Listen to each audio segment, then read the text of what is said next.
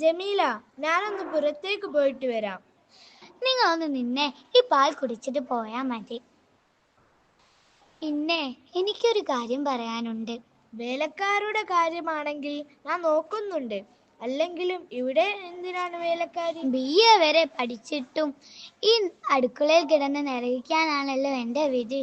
ജമീല, നീ ഇന്നും കൂടെ ഒന്ന് ക്ഷമിക്ക്. നാളെ നമുക്ക് എല്ലാം ശരിയാക്കാം. ഓ, ശരിയായത് തന്നെ. അത് പറയാനല്ല ഞാൻ വന്നത്.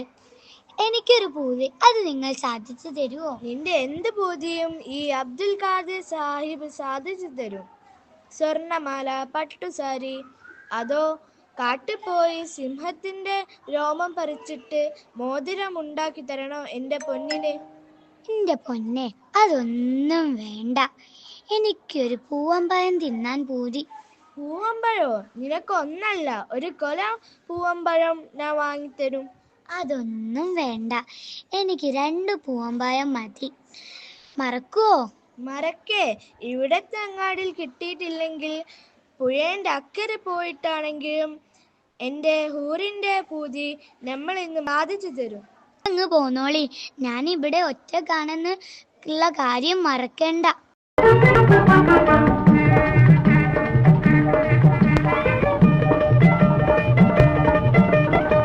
കദളിവാഴ കയ്യിലിരുന്ന് കാക്കയിന്നു വിരുന്നു വിളിച്ച്